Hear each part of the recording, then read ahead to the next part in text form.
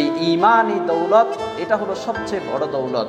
এই দৌলত আল্লাহ তাআলা যাকে তাকে দান করেন না, যাকে আল্লাহ মুহাব্বত করেন তাকেই আল্লাহ তাআলা এই ঈমানের দৌলত দান করেন। আপনি ইতিহাস তালাশ করলে দেখবেন হযরত মুসা আলাইহিস সালাতু ওয়াস সালাম, হযরত মুসা আলাইহিস সালাতু ওয়াস সালামের জামানায় কারুন যে ছিল, এই কারুনও কিন্তু নবীর ছেলে ছিল।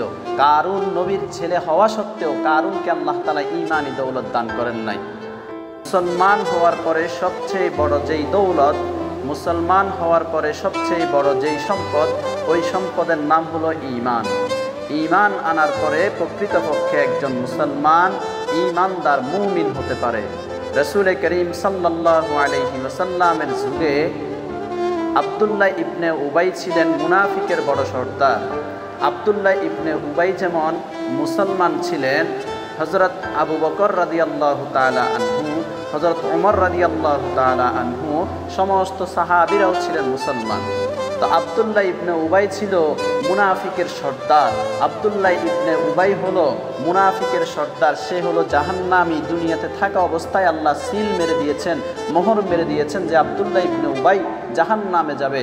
আর আল্লাহ তাআলা দুনিয়াতে থাকা অবস্থায় আবু বকরকে সিল মেরে দিয়েছেন, আবু বকর ফিল জান্নাহ, ওমরও ফিল জান্নাহ, উসমানও ফিল জান্নাহ, আলীউন ফিল জান্নাহ। এভাবে তাদেরকে আল্লাহ তাআলা মোহর মেরে দিয়েছেন, তারা যাবে জান্নাতে। আর আব্দুল্লাহ ইবনে উবাইকে সিল মেরে দিয়েছেন, সে যাবে জাহান্নামে। কেন? উভয়জন মুসলমান ছিল। মুসলমান হওয়ার পরেও একজন জান্নাতে আরেকজন জাহান্নামে কেন যাবে?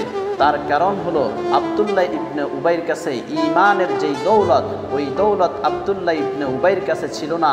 আর হযরত আবু বকরের কাছে ঈমানের দৌলত ছিল, হযরত আবু বকর উমরের কাছে ঈমানের দৌলত ছিল, আলীর কাছে ঈমানের দৌলত ছিল, উসমানের কাছে ঈমানের দৌলত ছিল।